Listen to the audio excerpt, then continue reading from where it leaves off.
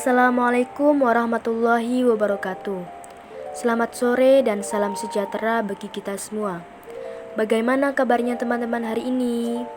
Semoga sehat selalu dan senantiasa diberikan kelancaran serta kemudahan dalam suatu hal apapun. Pertama-tama, marilah kita panjatkan puji syukur kepada Allah Subhanahu wa taala karena telah memberikan rahmat kesehatan sehingga kita dapat berkumpul pada perkuliahan virtual sore ini. Perkenalkan, nama saya Novia Salsabila dengan NIM 2420014 sebagai moderator. Di perkuliahan virtual sore ini, izinkan kami untuk mempresentasikan hasil diskusi kami dengan judul Pengasuhan dan Pola Hidup Sehat. Anggota yang pertama ada saya sendiri, Novia Salsabila dengan NIM 2420014. Yang kedua ada Indah Ramawati dengan NIM 2420016. Yang ketiga ada Naila Iklima dengan NIM 2420018. Yang keempat ada Ade Indah Silvia dengan NIM 2420020. Dan yang kelima ada Niken Astiti dengan NIM 2420022. Berikut presentasi dari kelompok kami. Cara menerapkan pola hidup sehat agar tumbuh kembang anak optimal. Yang pertama, olahraga teratur. Ini tidak hanya disarankan untuk orang dewasa saja, namun anak kecil juga. Olahraga secara teratur tidak hanya memberi manfaat secara fisik, tetapi juga manfaat pada kesehatan mental dan perkembangan sosial anak.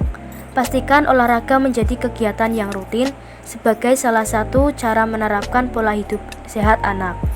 Cara agar anak tidak bosan ialah ibu harus kreatif dalam mengajak anak olahraga dan pastikan anak senang dalam melakukannya.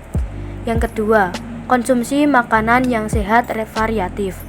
Anak membutuhkan sumber karbohidrat, lemak, protein, zat gizi mikro untuk membantu metabolisme energi di dalam tubuh yaitu vitamin B1, B2, B6 untuk mencegah terjadinya infeksi berupa vitamin A dan vitamin C, serta kalsium dan vitamin D untuk pertumbuhan dan perkembangan tulangnya. Yang ketiga, istirahat yang cukup. Anak membutuhkan lebih banyak istirahat dibandingkan orang dewasa. Tak hanya berguna untuk mengembalikan energi, istirahat yang cukup juga berperan penting dalam kemajuan proses tumbuh kembang anak. Yang keempat, menjaga kebersihan. Hidup bersih akan membantu melindungi si kecil dari serangan kuman dan penyakit. Yang kelima, tambahkan nutrisi dalam asupan hariannya. 4 gaya pengasuhan orang tua pada anak yang perlu diketahui. 1. Authoritarian atau otoriter. Ini merupakan gaya pengasuhan orang tua yang mengharapkan agar anak patuh dengan segala perintah tanpa ada pengecualian atau pertanyaan apapun. Ciri-ciri dari pola asuh otoriter adalah A. Tidak responsif dengan kebutuhan anak. B. Mempunyai aturan yang sangat ketat. C. Mempunyai ekspektasi tinggi agar anak berperilaku baik. Yang kedua, autoritatif atau sportif. Berbeda dengan pola asuh sebelumnya. Gaya pengasuhan yang satu ini orang tua tergolong sportif dan memberikan respon terhadap pilihan anak. Ciri-ciri dari pola asuh autoritatif adalah A. Mempunyai peraturan yang jelas dan masuk akal. B. Suportif dan responsif. C. Menghargai setiap pendapat. Yang ketiga, permisif atau gaya pengasuhan permisif cukup berbeda dengan dua pola asuh sebelumnya. Pada metode ini, orang tua menerapkan pola asuh yang sangat hangat, tetapi terlihat lemah di mata anak. Ciri-ciri dari pola asuh permisif adalah A. Responsif terhadap anak. B. Sedikit atau bahkan tidak mempunyai aturan. B. Terlalu sabar. D. Lemah lembut dan toleran. 4. Univolvet atau tidak peduli. Ini merupakan jenis gaya pengasuhan orang tua yang memberikan sedikit dukungan emosional kepada anak. Ciri-ciri dari pola asuh univolvet adalah A. Bersikap dingin dan tidak responsif. B. Tidak menerapkan peraturan apapun. C. Tidak melibatkan diri dalam kehidupan anak. D. Tidak peduli atau merasa acuh tak acuh. Setiap orang tua pasti memiliki pola pengasuhan yang berbeda-beda untuk anaknya. Sebenarnya, tidak ada pola pengasuhan yang benar atau salah. Namun, setiap pada pengasuhan yang dipilih tentu akan menghasilkan karakter anak yang berbeda-beda. Pastinya ada beberapa jenis pola asuh yang justru membuat anak merasa tertekan dan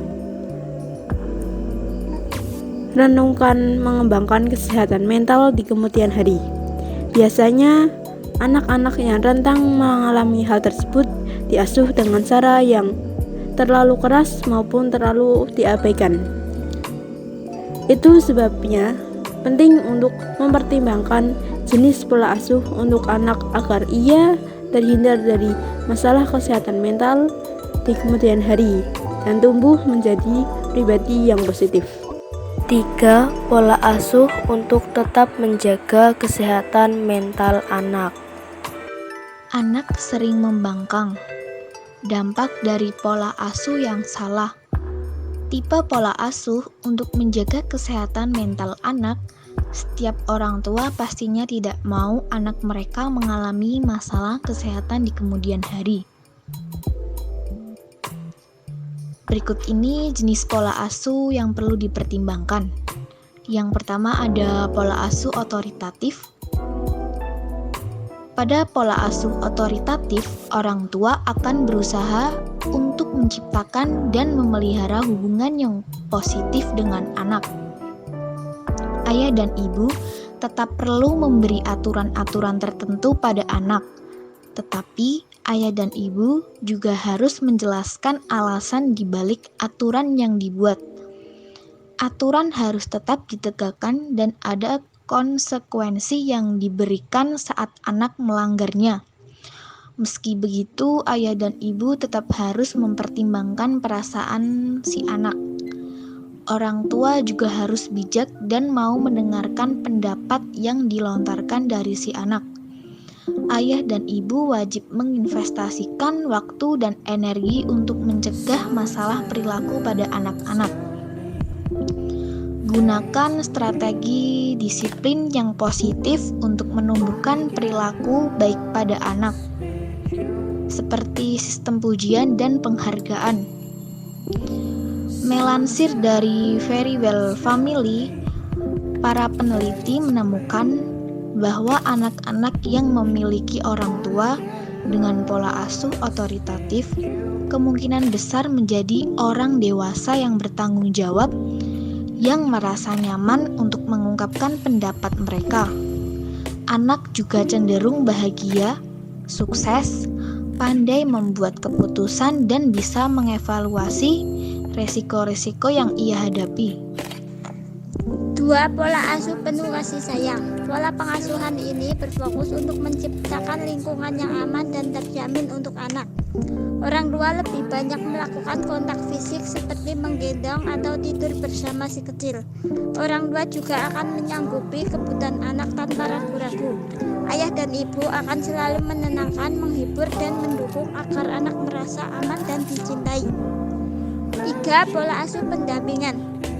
Ciri khas dari pola asuh pendampingan adalah orang tua bebas memberi ruang untuk si kecil, sehingga ia bisa mengeksplor lingkungannya secara bebas dan mengambil resiko, tetapi tetap dengan bimbingan orang tua. Orang tua tetap bisa mengendorkan kendali, tetapi sebelum melakukannya, orang tua perlu memberi aturan dan konsekuensi kepada anak. Sekian video dari presentasi kelompok kami. Kami ucapkan terima kasih. Billahi taufik ila aqwamit thoriq. Wassalamualaikum warahmatullahi wabarakatuh.